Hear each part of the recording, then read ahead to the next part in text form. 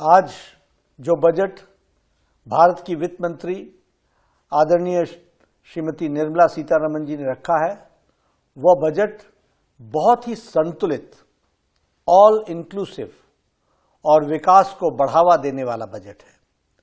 यह बजट विकसित भारत के संकल्प को गति देने वाला बजट है।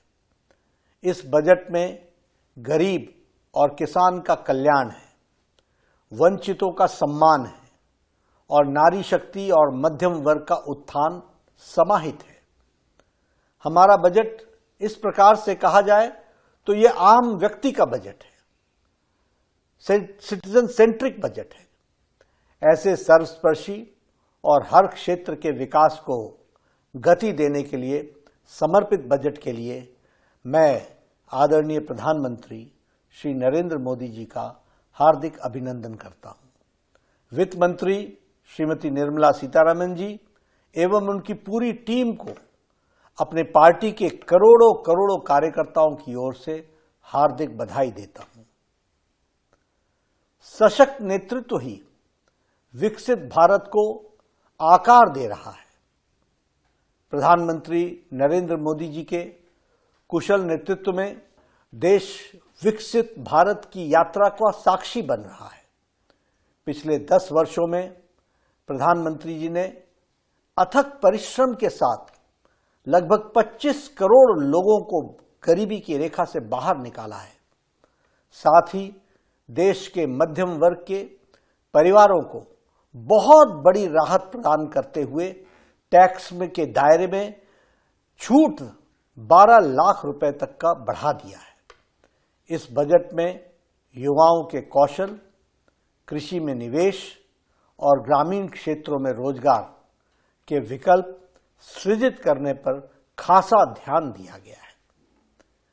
इस बजट में अध्यात्मवाद और आधुनिकता का अद्भुत संगम देखने को मिलता है। रामायण सर्किट और बुद्ध सर्किट के निर्माण की घोषणा के साथ साथ राज्यों के इंफ्रास्ट्रक्चर विकास के लिए 1.5 लाख करोड़ रुपए का प्रावधान किया गया है। न्यूक्लियर एनर्जी मिशन के लिए 20,000 करोड़ रुपए की शुरुआत में भारत ऊर्जा क्षेत्र में आत्मनिर्भर बनने की दिशा में एक बड़ा कदम है। पर्यटन को बढ़ावा देने के लिए 50 प्रमुख स्थलों का राज्यों की भागीदारी से विकास किया जाएगा, जिससे न केवल सांस्कृतिक धरोहर को संरक्षित किया जाएगा बल्कि स्थानीय रोजगार के अवसर भी बढ़ेंगे। आईआईटी की क्षमता का विस्तार तकनीकी शिक्षा और नवाचार को सशक्त बनाएगा। स्वास्थ्य कल्याण की दृष्टि से बजट में लगभग 1 लाख करोड़ रुपए का प्रावधान दिया गया है, जो 2014-15 के मुकाबले 191% अधिक है। कैंसर से पीड़ित मरीजों को राहत देने के लिए 36 लाइफ सेविंग ड्रग्स, 36 जीवन रक्षक दवाओं को कस्टम ड्यूटी से पूरी तरह छूट दे दी गई है। अगले वर्ष तक हमारे मेडिकल कॉलेजेस में 10,000 एक्स्ट्रा सीट जोड़ी जाएंगी। इस तरह हम प्रधानमंत्री जी के 5 सालों के 75,000 मेडिकल सीट्स जोड़ने के संकल्प को पूरा करने में अग्रसर है। बिहार के किसानों के लिए मखाना बोर्ड की स्थापना और देश में दालों के उत्पादन को बढ़ाने पर विशेष ध्यान दिया गया है, जिससे कृषि क्षेत्र में नई मजबूती मिलेगी। लघु उद्योगों को और स्टार्टअप को बढ़ावा देने के लिए स्टार्टअप लोन की सीमा को 10 करोड़ से बढ़ाकर 20 करोड़ रुपए तक कर दी गई है, जो नए उद्यमियों और युवाओं के लिए सुनहरे अवसर प्रदान करेगा। इस बजट में विकास भी और विरासत भी संरक्षित हुई है। बजट का फोकस आत्मनिर्भर भारत के संकल्प को साकार कर रहा है।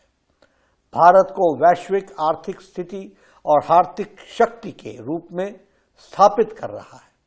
This is the golden era of development and of reforms. विकास का गोल्डन एरा यानी स्वर्णिम युग है। मैं पुनः ऐसे कल्याणकारी बजट के लिए, सिटीजन सेंट्रिक बजट के लिए आदरणीय प्रधानमंत्री श्री नरेंद्र मोदी जी को और वित्त मंत्री श्रीमती निर्मला सीतारमण जी को एवं उनकी पूरी टीम को कोटि कोटि साधुवाद।